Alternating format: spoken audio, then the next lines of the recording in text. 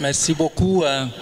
Je voudrais, à la suite des autres, féliciter tous les panélistes, tous les exposants pour la qualité de leur présentation. Alors, ceci fait, moi je voudrais me poser la question, est-ce que finalement, tout ce qu'on a suivi jusqu'ici et tout ce qu'on sait de la malgouvernance ou alors des dysfonctionnements des instances de coordination n'est pas, à mon sens, comment on dit, une réponse mieux, une révolte inclusive, j'appelle ça ainsi, de ces instances de coordination. Parce que Téné, il me souvient clairement avoir lu dans une des publications de Fred, je crois datant de 2014 ou 2015, il est clair que, je crois on faisait allusion au comité chargé de validation voilà, des propositions, n'est-ce pas, des pays.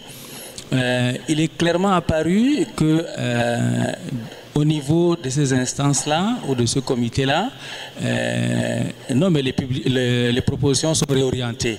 Voilà, les États proposent peut-être la prise en charge, comment on dit, comment on dit, au niveau peut-être de la TB, au niveau des enfants. Et voilà, on réoriente, on dit plutôt, il vous faut c'est pas autre chose que les propositions initiales. Mes souvenirs ne sont pas exacts, peut-être comme Fred est revenu, il pourra peut-être nous en dire plus. Pour moi, c'est un diktat et c'est une réponse à ce diktat-là. Qu'est-ce que vous pensez? Je ne sais pas si c'est Fred qui répondra ou alors Madame Han ou bien les autres. Je vous remercie. C'était Didier qui a posé deux questions.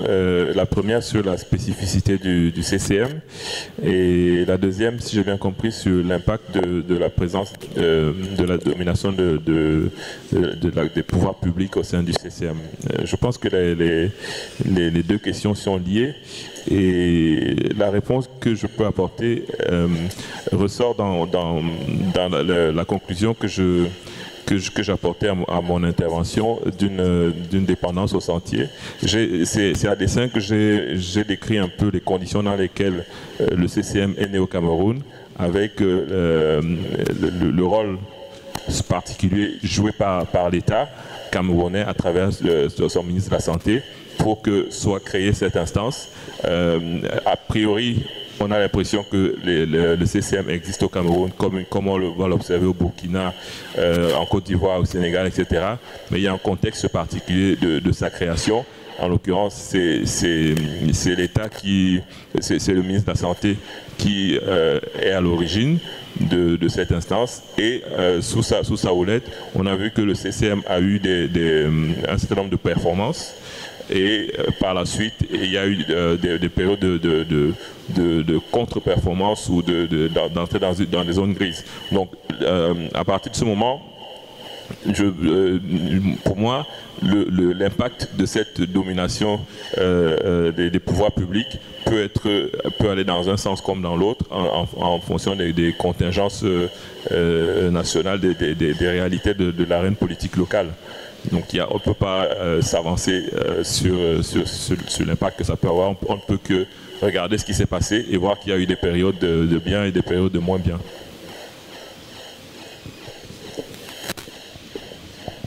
Assez rapidement sur ce que tu soulevais, Basile, par rapport à la similitude un peu des réponses dans les pays. Je pense que il y a un acteur ou oui, je vais l'appeler acteur qu'on n'a peut-être pas présenté et qui me semble assez important dans ce qu'on va appeler l'intermédiation ou le courtage dans la mise à disposition des experts. Je parle du dispositif d'appui technique et qui reprend un peu le découpage des grandes réunions région ONU-SIDA, OMS par exemple. Il va y avoir un dispositif d'appui technique pour la région Afrique, Ouest et Centre qui va donc recevoir un certain nombre de demandes par rapport à la mise à disponibilité d'experts et qui va démarcher des experts qui vont aider les pays à répondre à l'élaboration de notre conceptuel, au déroulement même du dialogue pays avant la rédaction des notes conceptuelles. Donc voilà, et donc il y a ce dispositif-là où un certain nombre d'experts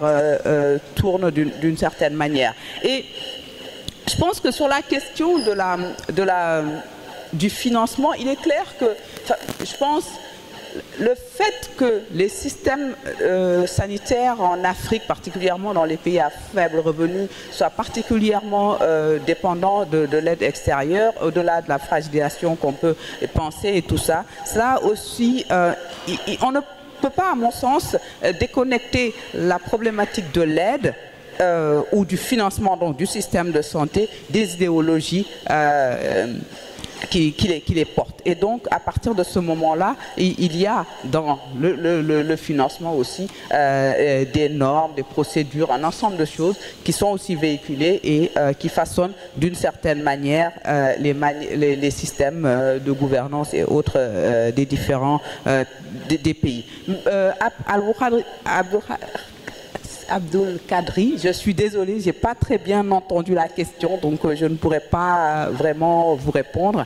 Ce que je pense juste, c'est qu'à un moment, j'ai entendu révolte inclusive des membres. Après, je ne sais pas, j'ai pas bien entendu ce qu'il y avait avant et ce qu'il y avait après. Et du coup, ça me donnait cette image où justement, à un moment où on est encore à la formulation des requêtes, donc avant la mise en place du nouveau modèle de financement, ces tensions qui existaient justement entre les personnes, des associations de personnes vivant avec le VIH et les responsables du programme national de lutte contre le sida ou la division de lutte contre le sida au Sénégal, qui au moment, pendant les réunions, boudaient, sortaient, il y avait des négociations comme ça pour les faire revenir dans la salle pour qu'ils puissent participer et cautionner les actions qui étaient décidées. Et eux, leur discours, c'était de dire, mais vous ne pouvez pas décider à notre place des actions qui sont les meilleures pour nous. Donc voilà, je suis désolée, hein, c'est tout ce que je peux vous dire parce que je n'ai pas entendu le début et la fin de la question. Je vous remercie. Pas répondre à lui sur deux volets par rapport au projet. Le premier, c'est sur la constellation des acteurs internationaux. Donc, comme tu sais, c'était au départ de notre projet, on voulait vraiment étudier tous les types d'acteurs internationaux qui interviennent et leur influence. Donc il y a eu cette première phase de réflexion qui avait donné lieu à un contrat postdoc par lequel on devait avoir nos entrées à Genève pour faire cette enquête. Donc c'est vraiment quelque chose de pratique dans le projet qu'on a perdu et qu'on voulait rattraper par toi en fait, et, en travaillant avec toi et la connexion que tu nous apportais avec Genève. Donc tu détiens une partie de la réponse à cette question. Donc il faut qu'on se revoie plus souvent et qu'on retravaille ensemble sur ces volets internationaux et qu'on utilise tes réseaux au niveau du Fonds mondial et au niveau de Genève pour refaire les enquêtes parce que la personne qui était censée les faire, elle a abandonné. Donc là, je vais donner une réponse interne. Voilà. Il y avait une autre question qui était cruciale, celle du retour de l'État via le retour à la croissance. Là aussi, on a commencé à travailler dessus. On avait fait une réunion à Dakar là-dessus, avec plusieurs acteurs internationaux et des pouvoirs publics, pour voir quel type d'influence ce retour de l'État pouvait avoir sur notamment la mobilisation des financements domestiques, mais c'est une question qui est encore à l'œuvre. Pour finir avec Basile, les programmes nationaux de lutte contre le sida se ressemblent. Ce n'est pas seulement une question de dépendance financière. Il y a une question de dépendance financière, mais il y a aussi une question de souveraineté politique. C'est-à-dire que au départ de la lutte contre le sida, les directives sont venues du niveau international. Elles n'étaient obligatoires pour personne. Si les pays les ont acceptées, c'est qu'elles n'en avaient pas forcément d'autres à proposer à ce moment-là. Et la question des financements rajoute au processus d'extraversion, avec une différence qui va être très importante d'un pays à l'autre. Tu posais la question à William de savoir pourquoi il y a autant d'acteurs des pouvoirs publics dans le CCM camerounais, parce que par ailleurs, dans toutes les activités d'extraversion du Cameroun, on démultiplie la présence des pouvoirs publics, mais pas forcément pour des raisons, parce que tu vas sourire, pas forcément pour les raisons que tu imagines, mais pour des raisons plus structurelles. On partage tout ce qui est extraversion au Cameroun, il faut que tout le monde soit positionné, pour plein de raisons, y compris celle qui te fait sourire. Dans la configuration du Sénégal, on va avoir des répartitions des tâches par compétences techniques. Alors, donc ça fait quelques petites différences. Et je vais laisser la parole à Anne, qui avait aussi... sur la question du bureaucratique, top-down, etc.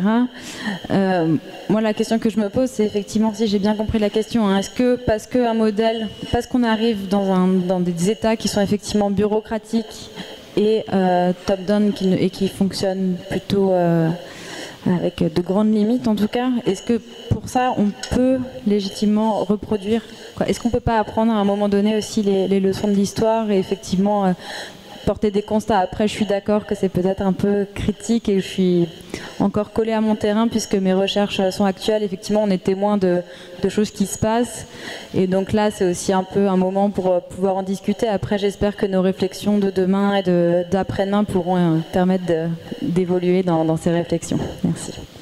Mais je ne peux pas m'empêcher et permettez-moi de vous challenger un petit peu. Déjà en réaction à la question de Louis, il y a des fenêtres d'opportunité. Je pense qu'il faut retenir que la forme de gouvernance qu'on a aujourd'hui avec les instances nationales de coordination, les CCM, c'est tout à fait inédit dans l'histoire des organisations internationales. Jamais on a vu des processus de décision et de gouvernance aussi décentralisés, aussi, je veux dire, qui fait vraiment le pari de l'appropriation au niveau des pays. Donc je pense que il faut tout à fait construire. Et donc je pense que le retour d'expérience, votre étude, peut nous nourrir et il y a diverses opportunités. Je pense que Louis en parlait, le conseil d'administration du Fonds mondial. Aujourd'hui, on a à la présidence du comité stratégique professeur Kinde Gazar, qui est l'ancienne ministre de la Santé du Bénin. Vous avez la France qui est au conseil d'administration et qui est tout à fait preneuse et qui fait du CCM une priorité de son action au Fonds mondial. Et je vous invite, j'en profite, il ne fallait pas m'inviter hein, comme modératrice, à la journée du 19 janvier, qui sera dédiée à la santé mondiale, recherche et francophonie, avec 3 tables rondes, l'une sur la place de la voix francophone dans les instances multilatérales en santé, une autre sur de l'accès universel aux ARV, à la couverture santé universelle, et sur la recherche francophone dans des milieux à dominance anglo-saxonne, avec l'idée quand même de construire une vraie aussi politique d'influence francophone dans toutes ces instances. Et comme ça a été dit, en fait, les CCM, et vous l'avez démontré dans vos diverses présentations, c'est une instance en constant mouvement. C'est jamais fixe. Il y a beaucoup de challenges aujourd'hui. À Abidjan et à Dakar, il y a eu des réunions justement pour mobiliser les CCM au niveau pays, mobiliser les acteurs au niveau des pays pour une meilleure appropriation. Après, je vous rejoins tout à fait. Il y a entre la norme et ce qui est dit et ce qui est annoncé dans le nouvel modèle du financement et la pratique et la véritable capacité du CCM à peser sur les stratégies, enfin je veux dire, et sur les arbitrages financiers, il y a encore un monde. Mais on ne peut pas dire qu'il n'y a pas de place pour les pays pour changer la donne. Donc je pense que c'est une réflexion qu'il faudra poursuivre. Il y a aussi des évolutions avec beaucoup d'unités de coordination et de gestion qui sont posées. Quelle place maintenant pour les CCM avec ces nouveaux mouvements?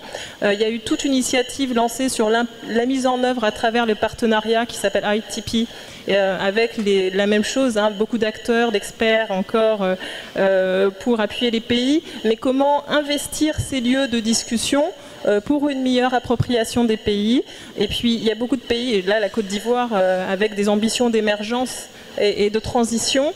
Et là, je voudrais, bon c'est une autre discussion, mais je pense que mon voisin l'a bien présenté dans son étude, le rôle des ONG, le rôle de la société civile, à mon avis, est encore à investir. On dirait qu'avec l'accès au traitement, finalement l'activisme, je vous challenge tous, hein, c'est un peu peut-être endormi sur le niveau communautaire. Donc tous ces espaces, à mon avis, sont à réinvestir et à mon avis, nous donneront encore de bonnes pistes de réflexion. En tout cas, personnellement et encore pour la France, c'est vraiment des sujets qu'on souhaite porter à haut niveau. Donc encore merci. Et une petite question, à quand la publication de ces études ?